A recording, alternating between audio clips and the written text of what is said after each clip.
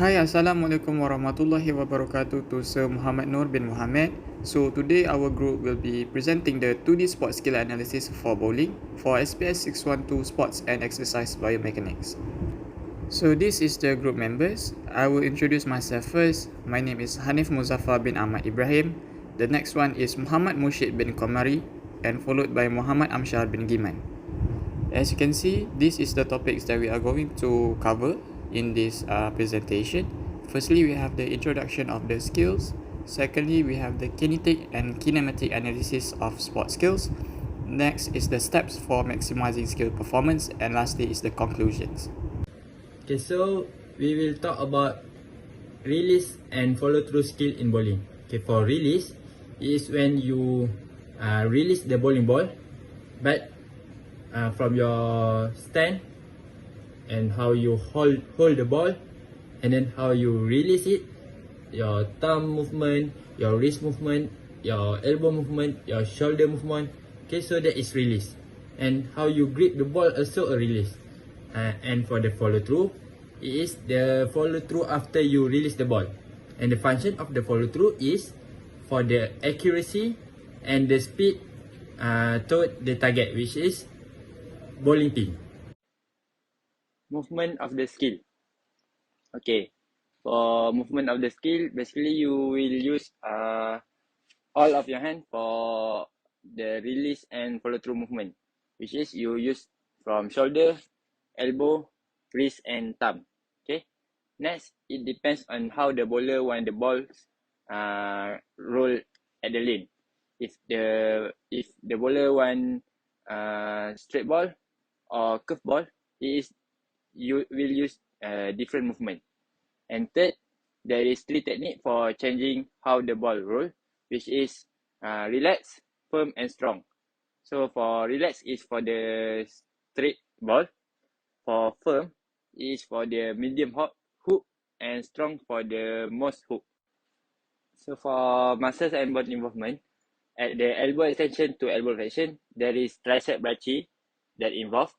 At shoulder and hip rotation, there is supraspinatus, infrapinatus, teres minor, subscapularis, and quadratus lumborum muscle that involved.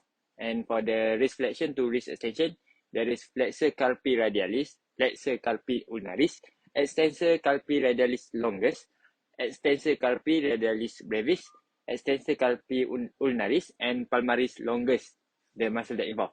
And for muscle that involved at time exit is flexor digitorum profundus, flexor digitorum superficialis. Okay, so that's 2 muscle that involved for thumb. And last but not least, for the elbow flexion from follow through, there is only 1 muscle that involved, which is bicep brachii. Okay, for task analysis, there is 4, which is good foundation, timing, synchronous, and visualization. Okay, for good foundation is your balance. So when you do a release, you need to balance yourself, and when you do a follow through, also you need to balance yourself. So that's when you do it, the ball is go as you want. Okay, so next is timing. For timing is when you release the ball, you cannot release it too early and cannot release it too late. If you release it too early, it will affect your power of your ball, and the accuracy will not accurate. And if too late, it will fall, because in bowling there are line. If you release too late, maybe you will step in the line. Okay, and for synchronize, you need to synchronize of your release and your movement, so that the ball goes as you want. And last but not least is visualization. Okay, so to improve your release and follow through, you need to visualize in your head, remember and keep training in your head, so that you do not do a mistake. Okay. Okay, now for form of motion, we can define motion as the change of position of an object with respect to time. Okay, so in our analyze, we saw that in bowling there are 2 forms of motion, which is linear motion and curvilinear motion. Okay, so for the linear motion, it is happening when bowler go for straight ball, so that the ball go in straight line. Okay. Meanwhile, for curvilinear motion, it is happening when bowlers go for the curve ball or hook ball. So the ball will go by curving into the bowling pin. Okay, for the torque characteristic, okay, torque represent how far out of the ball it can keep to counteract axis tilt and rotation, which result from rotating and rolling the sphere.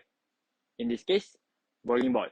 Okay, so for bowling, it depends on the bowler how they want to release their ball before they can decide if they want to apply torque to their bowling ball.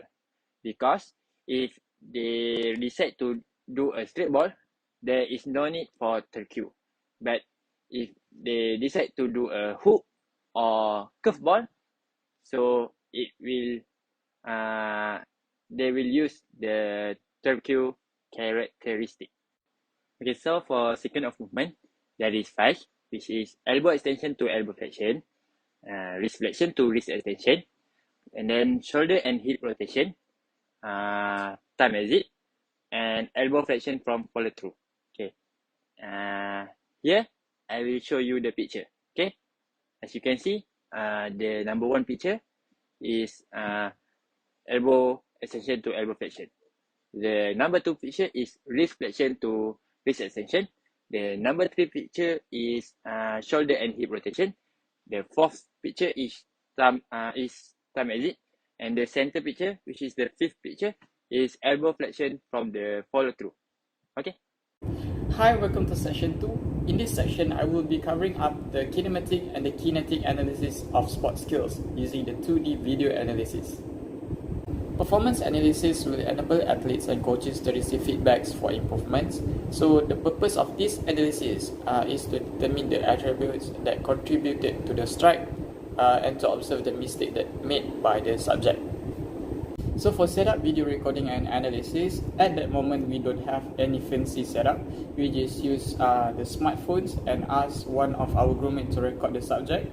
And for the analysis, we just use a software that is called Kinovia, where Kinovia helped biomechanics, practitioners, sports scientists to evaluate, to do the notation of the biomechanics of the subject. So kinematic is described as the motion of points, bodies and system of bodies without considering the forces that causes them to move. And as you can see, these are the kinematic properties that I will be covering up today. So firstly, we have the range of motion, the track path, speed, height of release, and lastly is the body alignment. So here we look onto the video of range of motion. You can see that the subject elbow is angled at 90 degree, which is good for starting position, and then followed by the shoulder abduction, angle at 203 degree. The angle achieved is good to generate enough power and speed to transfer to the ball during the releasing. So the shoulder abduction is also good instead of using the shoulder extension, because shoulder abduction will produce more range of motion than the shoulder extension. So the function of track path is to track the path of a specified trajectory, which in this case it is the house spot. So the athletes can have the benefits to learn how the movement of the house ball, and then to improve in the next throw. So as you can see in the video, the both upswing and downswing is pretty good, because we can see the curvilinear motion present in the motion. Speed is the distance covered in a unit of time. Speed plays a major part in releasing during the swing phase, because it will influence the force transferred to the ball. So as you can see in the picture, the top speed was achieved during the downswing, which is at 559 milliseconds. And as you can see in the video, the after the top speed was achieved, a declination of speed is observed, influenced by the poor release by the subject, because we know that the subject is a recreational player, so he has no technique. So hence explains the poor release. Next is the height of release. We know that the swing's height will influence the potential energy production. This means that the higher the swing goes, the more energy production will be produced and to be transferred during the release.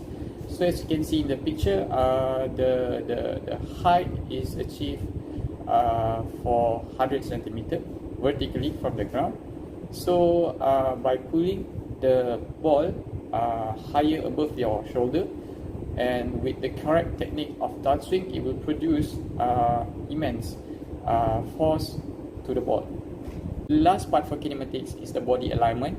I save it for the last because it is very crucial to have a proper body alignment during the swing phase, because it will influence the performance of release.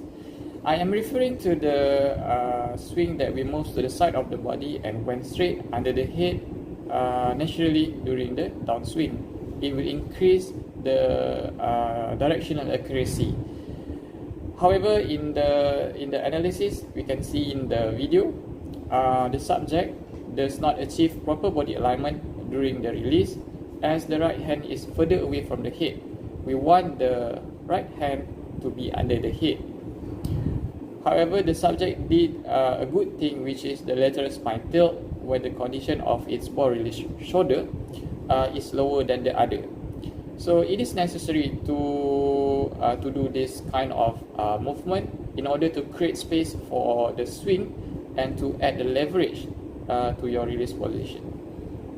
Kinetic is the study of relationship between the force system acting on a body and the changes it produces in a body motion. So these are the kinetics properties that I will cover up in the presentation. Firstly is the force, which we have the Newton's law, the first Newton's law, second and third, and lastly is the torque. Newton's first law explained that a static object will remain static if there is no force applied, and an object that is in motion will stay in motion if there is no outside force being acted on the object. So the subject needs to swing the ball from the rest position to generate the force during the release. The Newton's second law explains the relationship between the acceleration and the force. Acceleration can be increased with an increased amount of force. It is said that force is equal to the mass of body and the acceleration of the body. Therefore, the subject can maximize the throw during the release when the body weight and the body mass of the subject is lowered, hence gaining more acceleration during the swing and indirectly produces more force to be transferred to the ball. Newton's third law explained that in every action of force, there will always be an equal and opposite reaction force. So imagining a ball is given a high amount of force during the release, then the force that is transferred to the ball will then exert to the bowling pin, and the bowling pin will exert an equal force in the opposite direction of the bowling ball. So dispersing the chain force onto the pins, allowing the pins to hit one another, resulting in a successful throw equals to a strike. Torque is a rotary effect of a force about an axis of rotation. However, in bowling, the term torque is mostly referred to ref rate. So what is ref rate? Ref rate is used to describe the number of revolutions per second that your bowling ball makes depending on the speed of your ball and how you deliver it. So the higher the ref rate, the higher the chances to get a strike. But the hardest part is you need to have a high amount of force to get a high amount of ref rate. So we have done with the analysis. These are the strength and weaknesses that I have identified in the video recording. So for the strength, the subject has a good body stability and balance recovery, as we can see during the release. Next is the torso is in well position, but not for the hand, because the hand is far away from the head. And lastly, the shoulder abduction is performed. We know that shoulder abduction is very good to achieve high angle in range of motion. We have to bear in mind that the subject is a recreational player, therefore there is a lot of mistakes, errors and weaknesses that I have identified in the video recording. Some of them are the elbow is not in line with the arm swing, there is no follow through. Follow through is very important to increase the accuracy, and lastly, pull, grip and release. Grip and release is very important to increase the force to be transferred to the ball. That's all from me. There are a lot of ways or steps to maximizing performance skills. Okay, one of the steps to maximizing performance skills are perform skills very well. How to perform skills very well? Athlete should mastering fundamental or basic, so that they will not do silly or unnecessary mistakes when perform the skills. Lastly, an athlete should have a good coach to ensure there is someone that monitor them, to tell them what is right and what is wrong. Coach is also help in give lesson, educate them on how to achieve maximum level of performance, the skills in the sport. Secondly, athletes should improvise their mental training to ensure that they can cope with any situation that will disturb their focus in order to perform the skills.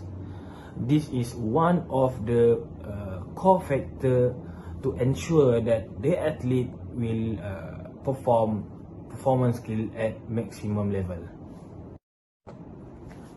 So in a nutshell, the release is a crucial part of the bowling shot. All the hard work of your grip, stance and approach come together, and you actually get to send the bowling ball down the lane and hit the pins.